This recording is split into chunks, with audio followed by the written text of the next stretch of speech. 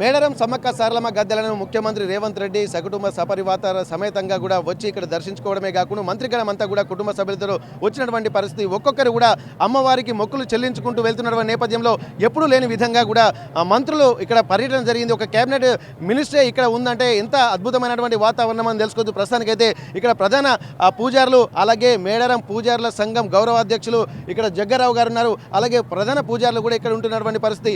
ఎందుకంటే గతంలో ఎన్నడూ లేని విధంగా మేడారం సమ్మక్క సారలమ్మ జాతరకు ఇంతటి కీర్తి ప్రతిష్టలు వచ్చాయి. ఇప్పటి వరకు ఉత్తర భారతదేశానికే పరిమితమైనటువంటి ఒక ఆధ్యాత్మికత అంతా దక్షిణ భారతదేశంలో అందులో తెలంగాణలో అందులో మేడారంలో ఉండడం ఎంతో అద్భుతమైనటువంటి ఘట్టంగా అభివర్ణిస్తున్నారు. ఇది తమ పూర్వజన్మ సుకృతంగా భావిస్తున్నటువంటి మేడారం పూజారులందరూ కూడా ఒక అద్భుతమైనటువంటి ఆనందాన్ని కూడా పొందుతున్నటువంటి విషయాన్ని మనం చూస్తున్నాం. ప్రస్తుతానికైతే మేడారం పూజల సంఘం గౌరవ అధ్యక్షులు ఇక్కడ జగ్గారావు గారు ఉన్నారు. ఒక్కసారి వారితో మాట్లాడదాం. గతాన్ని జాతరలకు ఇప్పుడు జాతరలకు రాబోయే రోజుల్లో ప్రభుత్వం తీసుకున్నటువంటి అంశాలని భవిష్యత్తులో ఎలా ఉండబోతుంది అనేటువంటి విషయాలు తెలుసుకుందాం. జగ్గారావు గారు నమస్తే అండి. ఈరోజు మేడారం గద్దెల్ని పునఃప్రారంభం చేశారు. చాలామంది అందరి దృష్టి తెలంగాణ రాష్ట్ర వ్యాప్తంగా ఉన్నటువంటి దృష్టి అంతా ఈరోజు మేడారంలోనే ఉన్నది. ఎట్లా ఉండబోతుంది, మీకు ఎట్లా అనిపిస్తుంది గత జాతరలకి ఈ జాతరలకి? గత జాతరలకి ఈ జాతరలకు పోల్చుకుంటే ఒక 100 బాళ్ళు ఈ జాతర నయం అనిపిస్తున్నది. ఎందుకంటే అప్పుడు నిధులు కూడా సరైన సమయంలో రాలేదు. అందులో కొంత మాత్రమే వచ్చేది.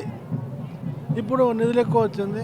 ముఖ్యమంత్రి గారికి కూడా ఆలోచన తట్టింది, ఏదో డెవలప్ చేయాలా, సమ్మక్క సారలమ్మ జాతరను డెవలప్ చేయాలనే ఉద్దేశంతోనే అందులో లోకలు మంత్రి గారు ఉండడం వల్ల ఈ కార్యక్రమము మొదలుపెట్టడం జరిగింది. గత ప్రభుత్వం 100 కోట్లు కేటాయించింది, ఈ ప్రభుత్వం 251 కోట్లు కేటాయించింది. ఇప్పుడు ఏ ప్రభుత్వాలు వచ్చినా కానీ అమ్మవారి మీద ఎందుకంత గురి అనుకోవచ్చు, ప్రభుత్వం కూడా ఎందుకు ఇంత దీన్ని ప్రతిష్టాత్మకంగా తీసుకుంటున్నా అనుకోవచ్చు. మీకేమనిపిస్తుంది?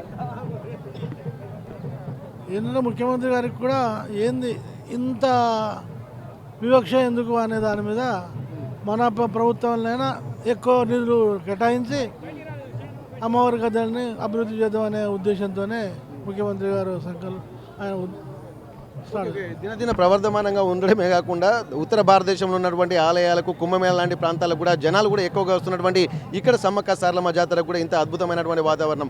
మరి దీన్ని మీకున్నటువంటి ప్రణాళికలు ఏంటి? ఎందుకంటే గతంలో 2 నెలలకు ఒకసారి వచ్చేటువంటి జాతర, తర్వాత సంవత్సరానికి ఒకసారి మినీ జాతరగా నిర్వహించారు. ఆ తర్వాత వారాంతాల్లో కూడా జరుగుతున్నాయి. ప్రతి నెల కూడా ఒక అద్భుతమైనటువంటి వాతావరణం, మొక్కులు చెల్లించుకుంటుంటే కూడా దినదిన ప్రవర్ధమానంగా వస్తున్నది. రెగ్యులర్గా వచ్చేటువంటి భక్తులు కూడా ఉంటున్నారు. మరి ఇంత అద్భుతమైనటువంటి ఆ ప్రాశస్త్యం రోజు రోజుకు కలుగుతున్నటువంటి నేపథ్యంలో దీనికి ముందస్తుగా జాతర ఏర్పాట్లకు సంబంధించి ప్రణాళికలు కూడా మీ దగ్గర ఇంకా కొత్త అంశాలు ఉన్నాయా? మెయిన్ భక్తులకు కావాల్సిన సౌకర్యాలు ఎక్కువగా ఉండాలి. అందులో రవాణా సౌకర్యం కూడా ఎక్కువ ఉండాలి.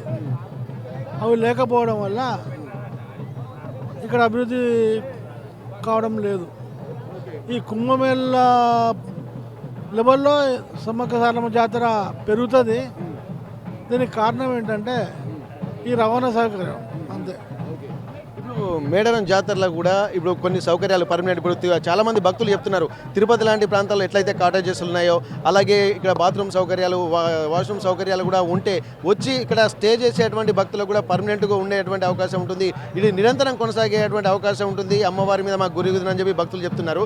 మరి మీరు ఇట్లాంటివి ప్రభుత్వానికి ఏమన్నా సూచనలు పంపిస్తున్నారు, లేకుంటే ప్రభుత్వం ఇనిషియేషన్ తీసుకొని ఇక్కడ మన ఇంకొక 22 ఎకరాలు కూడా అక్విజిషన్ చేస్తా అని చెప్పి అంటున్నారు కదా, మరి ఎట్లాంటి ప్రణాళికలు చేద్దాం అనుకుంటున్నారు? మీకున్నటువంటి ఆలోచన?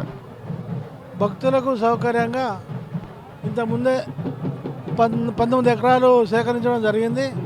ఆ రైతులకు కూడా డబ్బులు చెల్లించడం జరిగింది. మళ్ళీ 40 ఎకరాలు సేకరించడం కావాలని నిన్న పొంగులేటి గారే చెప్పడం జరిగింది. ఆ 40 ఎకరాలు కూడా ఈ పరిసర ప్రాంతాల్లో గవర్నమెంట్ ల్యాండ్ ఉన్నది. అది ఈ వసతి గృహాలు కట్టిస్తే బాగుంటుందని మేము ముఖ్యంగా భక్తులు వస్తున్న నేపథ్యంలో వసతుల సౌకర్యం కల్పిస్తే ఇంకా అద్భుతంగా నవ్వుతున్న భవిష్యత్తు ఉంటుందని చెప్పి అంటున్నారు. ఇప్పటి వరకు ఉన్నటువంటి జాతర కన్నా ఇప్పుడు ఒక 100 రెట్లు నయం అన్నటువంటి ఒక కాన్ఫిడెంట్ అయితే ఉన్నటువంటి జాతర పూజలు కూడా చెప్తున్నటువంటి పరిస్థితి. ఇక్కడ మిగిలిన ప్రాంతాలు, ఇక్కడ టూరిజం ప్రాంతం కూడా డెవలప్ అవుతున్న నేపథ్యంలో ఇక్కడ కొన్ని సౌకర్యాలు కల్పిస్తే ఇక్కడ 2 ఏళ్లకోసారే కాదు, మినీ జాతరే కాదు, ఇక్కడ రోజు ఇక్కడ ఒక మహాజాతరగా కూడా ఉండేటువంటి అవకాశాలు ఉంటాయని చెప్పి ఇక్కడ పూజల సంఘం అధ్యక్షులు, గౌరవ అధ్యక్షులు కూడా చెప్తున్నటువంటి పరిస్థితి. మేడారం జాతర గద్దెల ప్రాంగణం నుండి కెమెరా పర్సన్ వంశీతో వెంకటరత్నం. అసలైన తొలి వెలుగు Follow WhatsApp at Toli Velugu Official.